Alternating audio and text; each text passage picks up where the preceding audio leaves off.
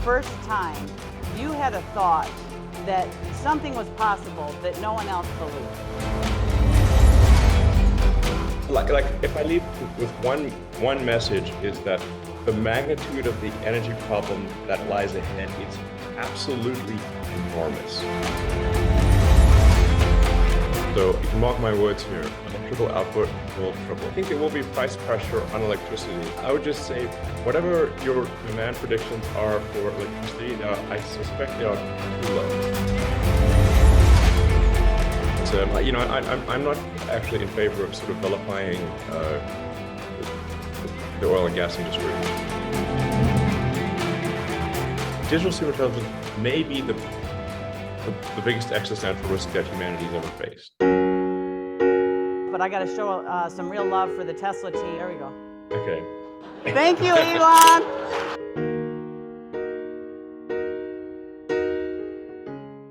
We're talking a lot today, Elon, about breakthrough thinking and what it means to stand for something that you believe is possible in the face of potentially resistance. Maybe people don't think that it's possible. And I'm curious, Elon, if you can think back, when was the first time you had a thought that something was possible that no one else believed? Well, I'm not sure that no one else believed, but because there's usually somebody that believes something, however preposterous that might be.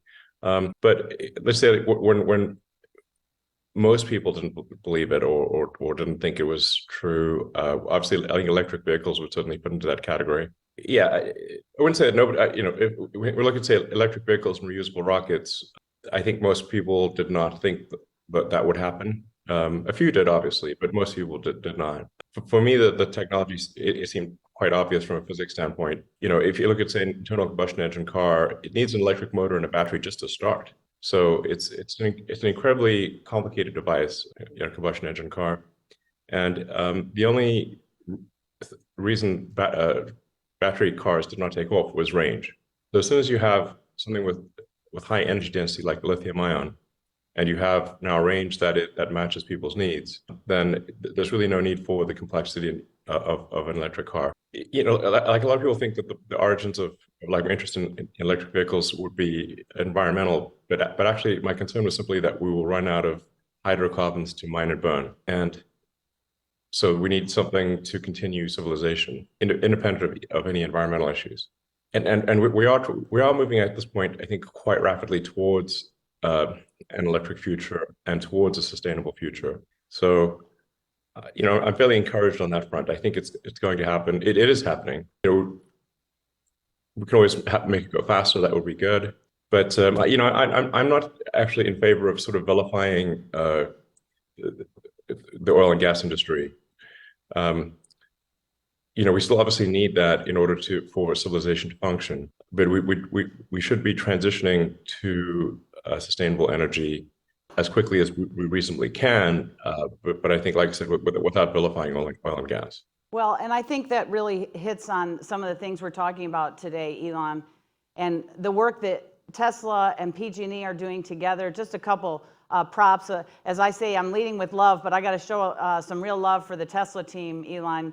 Our partnership on our Elkhorn battery storage, 182 megawatts of power packs, put in a really smart location adjacent to the transmission system that existed from an old steam plant, really has been a perfect complement to the abundant solar that we have and the duct curve that exists.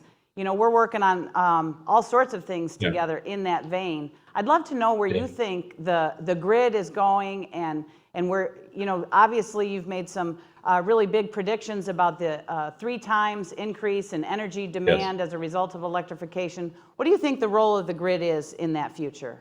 Yeah, to be precise, if one looks at total energy consumption globally, in very rough terms, only about a third of it is electricity, and then a third of it is burnt for transport with aircraft, boats, cars and stuff, and then a third of it is for heating. So even if you assume that electricity demand is static, in order to transition to a sustainable energy future where everything is electric and sustainably electric, we need a tripling of output.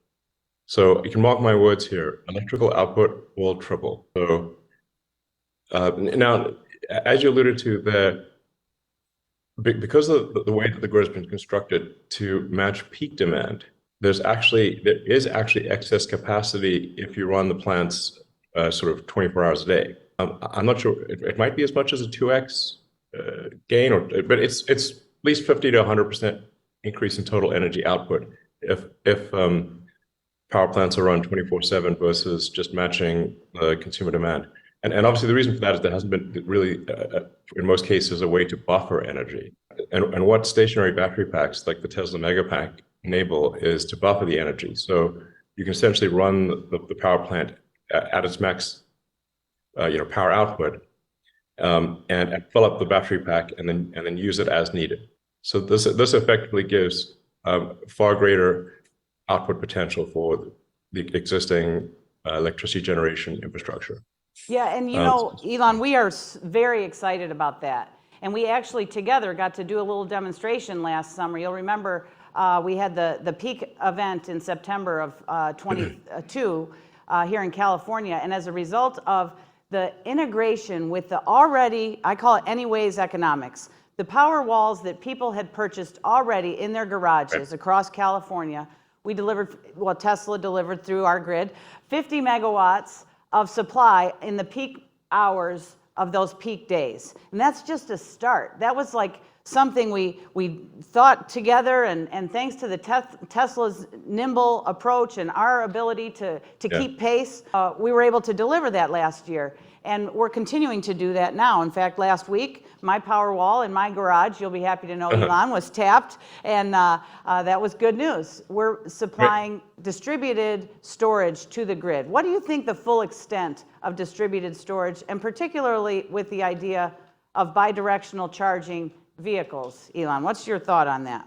Yeah, I think there's buffering that is needed, obviously, at the power plant level, or sort of heavy industry utility level, which is the Megapack.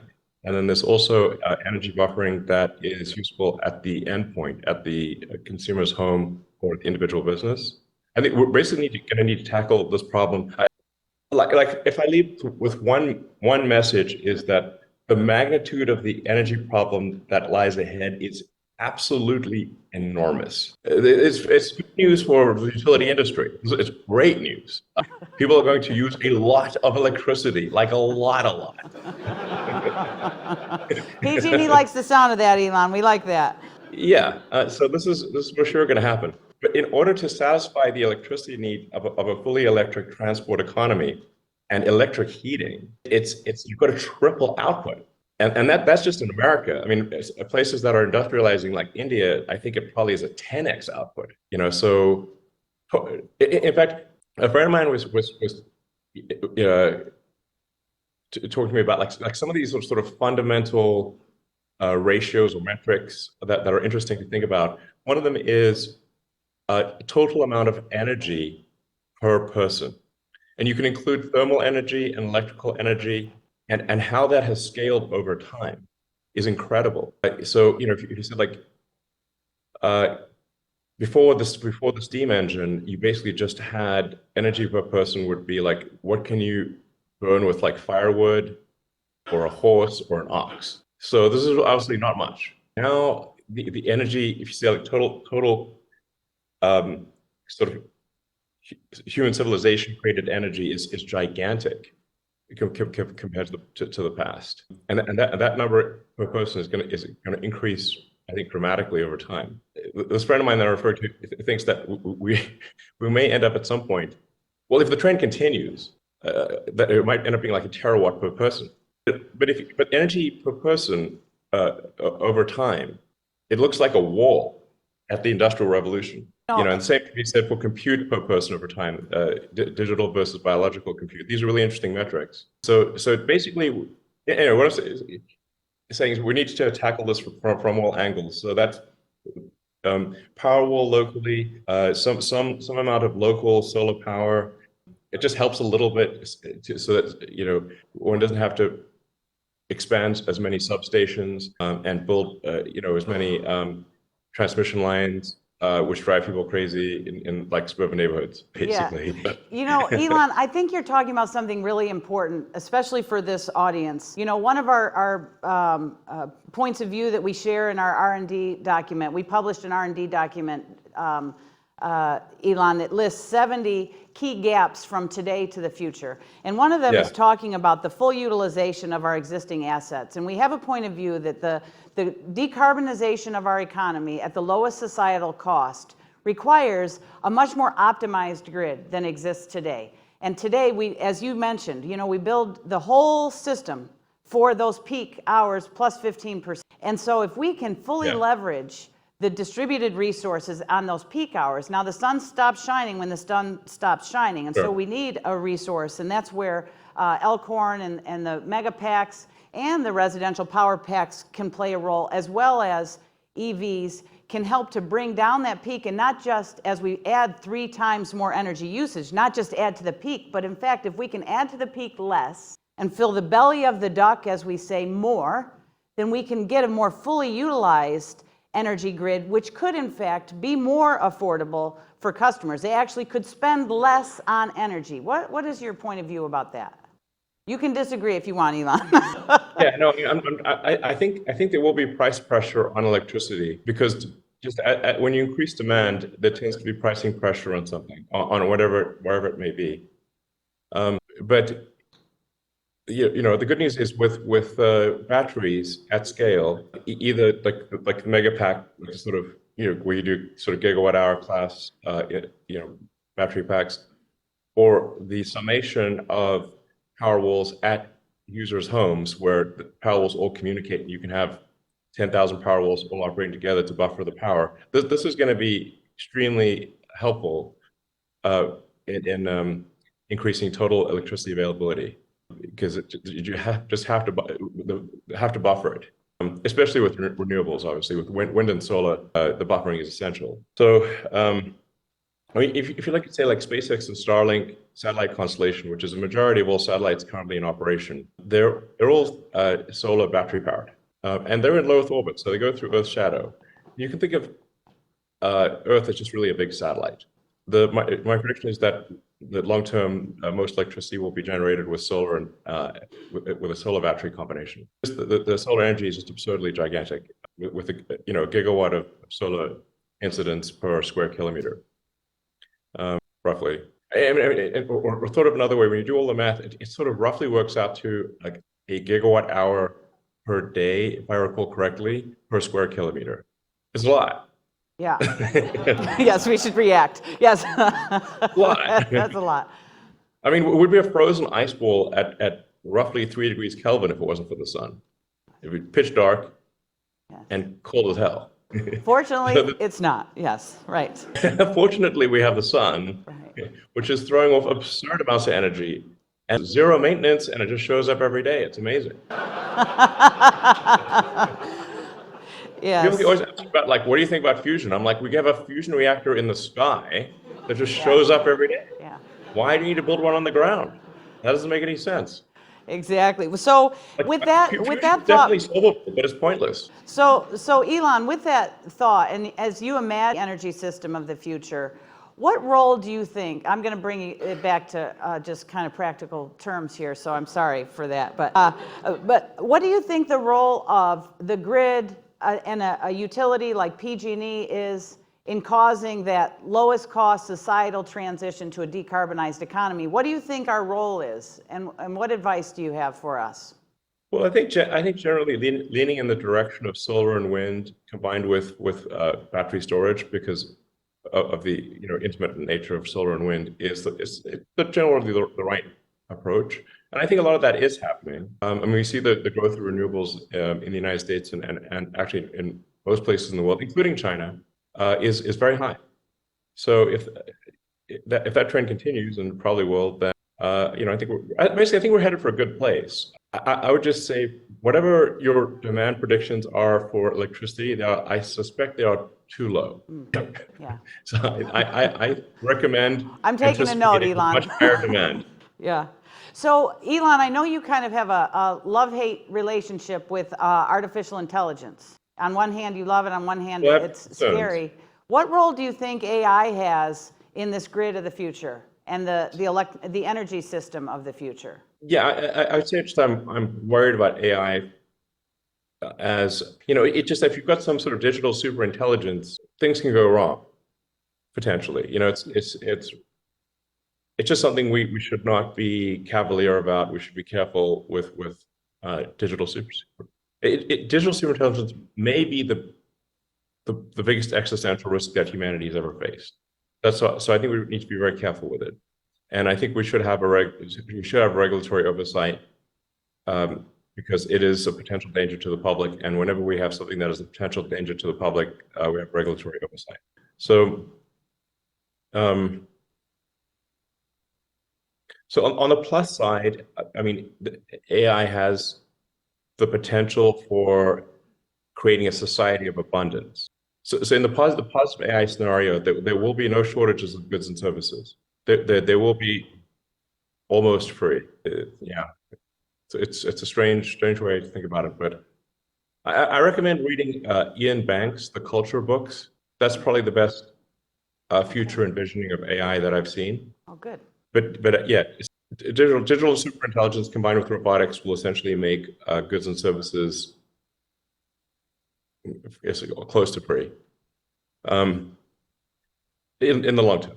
Yeah, Not immediately. and I think they should be invisible for sure, and easy and automated. And so actually we've got Schneider Electric and Microsoft here in the room. They're going to be talking about our partnership on our distributed energy resource management system and how important that is to make those the optimized. I think of that as the optimized grid, that those services happen very invisibly, that outages are a thing of the past because our resources are more dynamic than that, and they're optimized in some way to provide service where required. And we're very excited about that.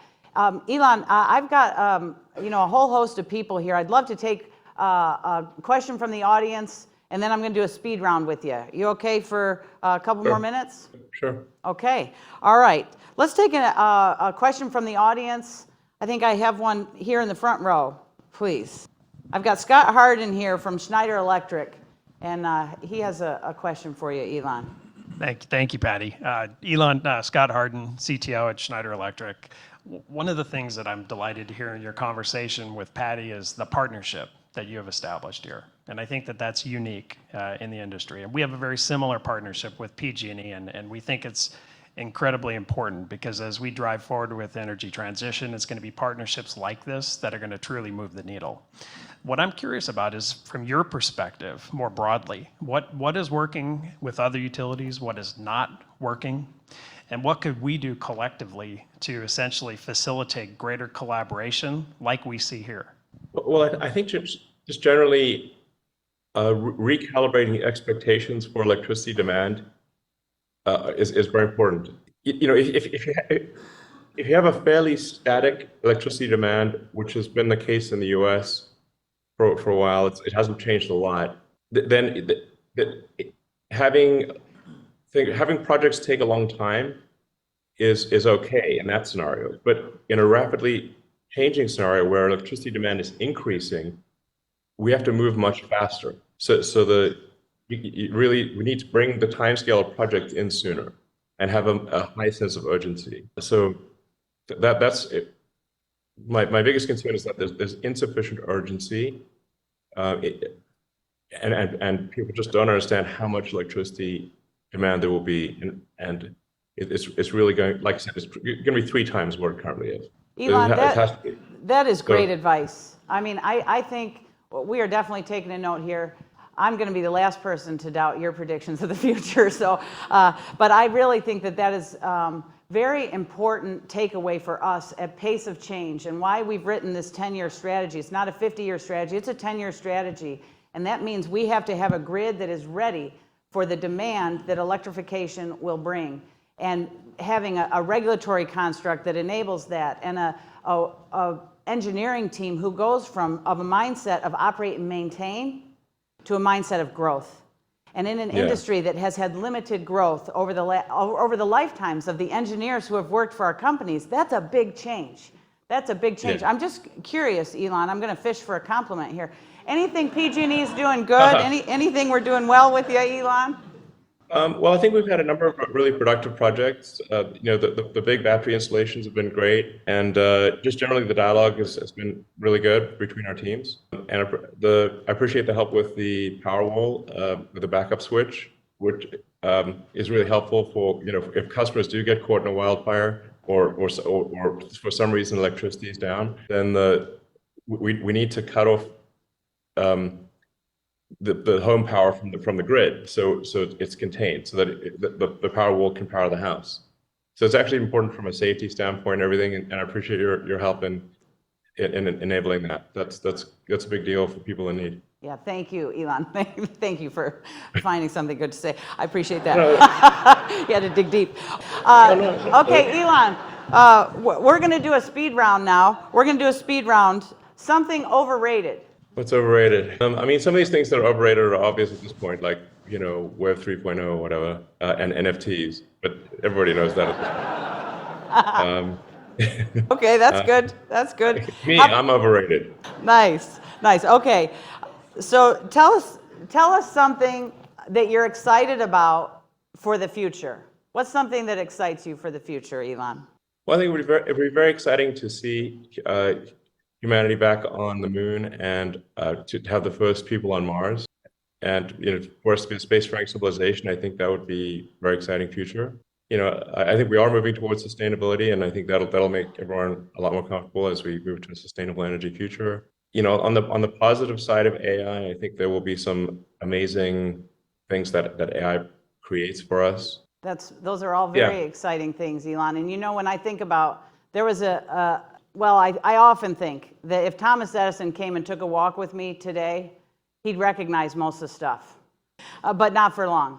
And in no short order because of you, Elon, and your vision and your commitment to a future that was not true when you stated it the first time. You had a lot of doubters. We talked a little bit before you joined about the Golden Gate Bridge and how there were a lot of doubters about the Golden Gate Bridge, and now we can't imagine a world without it. I can't imagine a world without Tesla. And I'm so thankful for your leadership. We're thankful for your partnership. We at PG&E are dedicated to being with you, and we're going to do our darndest to keep pace with you. And we're always going to listen closely when you give us good advice. So thank you so much for being with us. Please, everybody, give it up for Elon Musk. Thank you very much. Very kind of you to say. Don't hang up. I got to take a selfie with Elon. Here, but I need my phone real quick. Thank you. I'm famous for my selfies, Elon. If you'll humor me, I'm just going to take one real quick. Sure. And then I'll take one with all of you, too, because I like, All right. Oh, wait. What? Oh, wait. I'm almost ready. There we go. Okay. Thank you, Elon.